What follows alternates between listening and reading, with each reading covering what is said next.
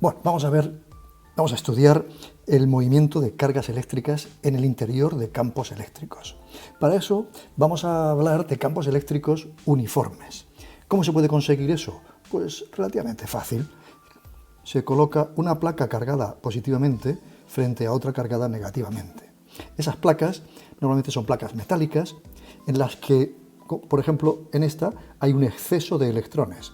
Ese exceso de electrones se distribuye uniformemente por toda la placa metálica, ya que en los metales los electrones tienen libertad de movimiento. Como todos tienen carga negativa, se separan entre ellos, se repelen y se separan lo máximo posible. En la placa positiva lo que le ocurre es que le faltan electrones. Aquí de nuevo son los electrones los que se distribuyen, no son los protones. Los protones están en el núcleo de los átomos. Recordarlo, el núcleo y los electrones dando vueltas alrededor. El núcleo no se mueve, los protones del núcleo no se mueven. Son los electrones los que tienen cierta libertad de movimiento en los metales. Bien, pues vamos a coger una carga Q, y la vamos a poner, en este caso le damos velocidad inicial. Hay ejercicios en los que la carga está quieta, está parada, y a partir de ahí empieza el movimiento. Vamos a ver cómo se mueve esto. Esa carga está sometida a una fuerza que era K, Q por Q partido por D cuadrado. Pero aquí solo tenemos una de las cargas, esta.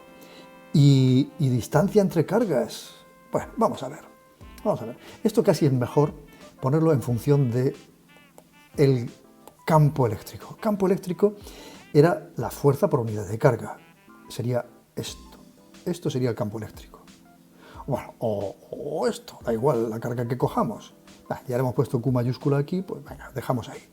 Esto sería el campo eléctrico, eso es E. Bien, pues entonces esto es igual a E por Q. Vale. Por otra parte, vamos a estudiar el trabajo que ejerce el campo, ese campo eléctrico de intensidad constante sobre una carga Q. Ese trabajo, para transportarlo una distancia D, el trabajo era igual a fuerza por desplazamiento. Bien, pues si en lugar de F ponemos E por Q, tendríamos EQD. Y esto sería el trabajo necesario. ¿Y en qué se invierte ese trabajo?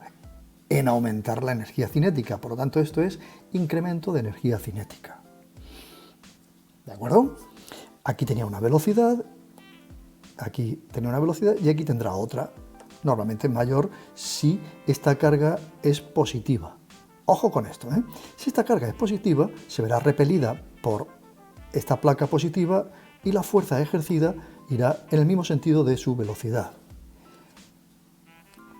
Bien, si la carga fuese negativa, entonces la fuerza iría en sentido contrario y la velocidad cada vez sería menor. Vamos allá. Decíamos, diferencia de energía cinética. Bien, pues la energía cinética al final menos la energía cinética inicial, esto va a ser igual a EQD.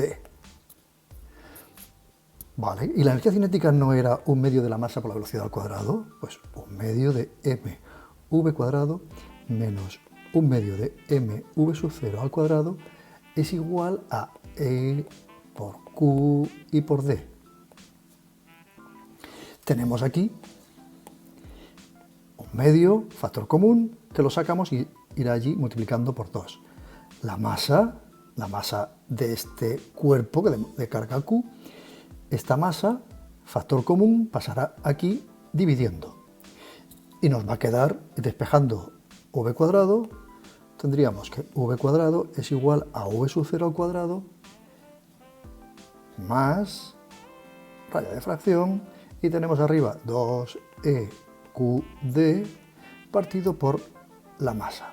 De aquí podríamos obtener la velocidad de una partícula de masa m minúscula cargada con una carga Q que se encuentra entre dos placas separadas una distancia D. Bueno, seguimos.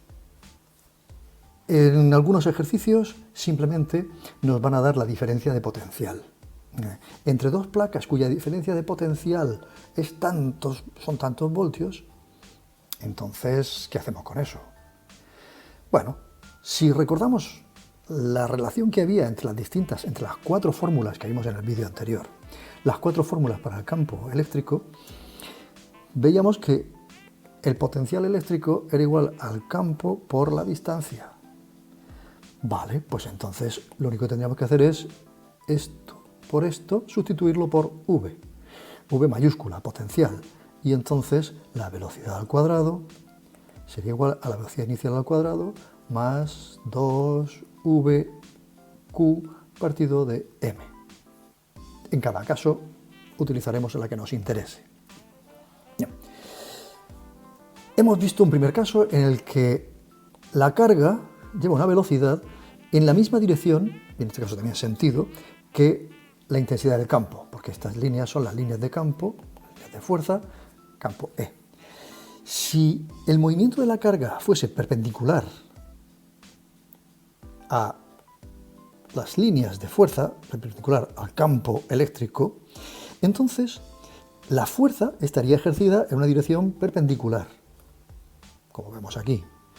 Si la fuerza está ejercida en una dirección perpendicular a la velocidad inicial no se ve afectada. Esa velocidad inicial, v sub 0, perdón, o le llamamos v sub x, va a ser constante.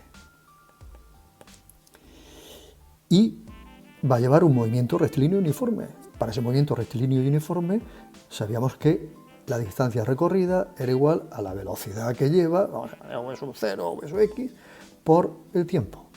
O lo que es lo mismo, despejando el tiempo, es igual a x partido de v sub 0. Bien, esa velocidad, esa fuerza perpendicular, lo que hace es imprimirle una aceleración hacia abajo. Inicialmente no tenía velocidad hacia abajo y poco a poco esa velocidad va siendo cada vez mayor. Es decir, tiene aceleración. Esa aceleración vendría dada por la ley de Newton, fuerza igual a masa por aceleración. Pero se trata de una aceleración en el eje de las íes y la fuerza también en el eje de las íes. Despejando la aceleración va a ser igual a fuerza en el eje de las íes dividido por la masa. Pero la fuerza, ya hemos visto que la fuerza, lo hemos visto en el apartado anterior, era E por Q. Pues bien, pues E por Q partido de M. Como se trata de un movimiento rectilíneo uniformemente acelerado, MRUA, y recordamos perfectamente que para ese tipo de movimiento la ecuación era I igual a I sub 0 más V sub 0t más un medio de AT cuadrado. Pero, ojo, V sub 0 en el eje de las íes y la aceleración en el eje de las íes. Estamos hablando de el movimiento rectilíneo uniformemente acelerado es en el eje de las íes. En el eje de las X es un movimiento rectilíneo uniforme. Eje X, eje Y.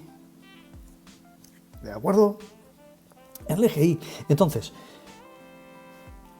la posición inicial, pues si la posición inicial la tomamos como 0, a partir de ahí empezamos a contar, esto se nos va a ir.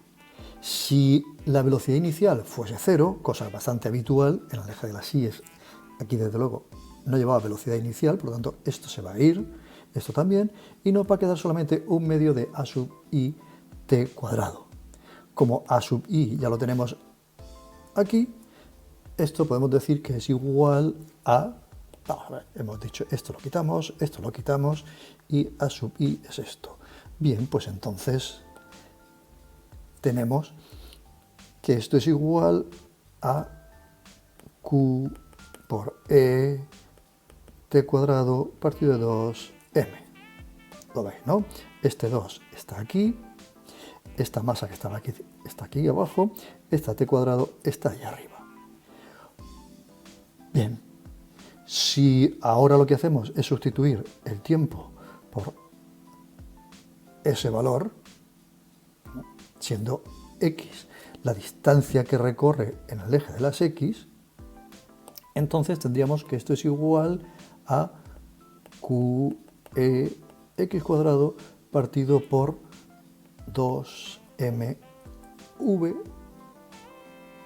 sub 0 al cuadrado. Esta v sub 0 sí es la velocidad en el eje de las x. Esto sería igual a la distancia recorrida, vamos a ponerlo allí, en el eje de las y's. Bien, esto es todo. Cuando vimos en el tema de gravitación la energía orbital para un satélite, lo que hacíamos era sumar la energía cinética que tiene este satélite, por el hecho de estar girando alrededor de un planeta o de donde sea, y la energía potencial por el hecho de encontrarse a una determinada distancia de una masa m mayúscula y el tener una masa m minúscula. Llegábamos a la conclusión de que eso era igual a menos 1/2 de g por el producto de las masas y dividido por la distancia que las separa. Pues bien, para las cargas en movimiento ocurre algo parecido en los átomos. Los electrones giran alrededor de un núcleo atraídos por una fuerza, en este caso ya no es fuerza gravitatoria, sino que es fuerza eléctrica, y esa fuerza eléctrica va a ser centrípeta. Bueno, pues igual que teníamos para el campo gravitatorio esta energía orbital, tenemos una expresión a la que no vamos a llegar, pero sí os la pongo aquí, que es análoga. La energía orbital, en el caso del electrón girando alrededor de un protón, es igual a menos 1/2 de k, sustituimos g, la constante de gravitación universal, por la constante dieléctrica del medio. Y ahora sustituimos las masas m mayúscula y m minúscula, las masas de la Tierra, por ejemplo, y el satélite, la vamos a sustituir por las cargas, la carga del núcleo y la carga del electrón, Q y Q', por ejemplo. Q por Q'. Y eso dividido por la distancia, es decir, por el radio de la órbita. Esa sería la energía orbital. También podríamos calcular la velocidad que debe llevar este electrón por estar moviéndose aquí alrededor del vector velocidad. Sería, a ver, vamos a borrarlo. Vector velocidad sería así. Y la velocidad la calcularíamos, ¿cómo? Pues recordando aquello que os dije en el tema de gravitación, que era que siempre que un objeto gira alrededor del otro, siempre habrá una fuerza que le haga girar, y esa fuerza será centrípeta. En este caso, la fuerza que le hace girar es la fuerza electrostática. Bien, pues esa fuerza electrostática es, en este caso, centrípeta. La fuerza electrostática es centrípeta. La fuerza electrostática sabemos que es K, Q por Q' o Q mayúscula por Q minúscula, es decir, el producto de las cargas partido por la distancia al cuadrado, la distancia que las separa. Pues esto será igual a la fuerza centrípeta. La fuerza centrípeta mv² partido de R.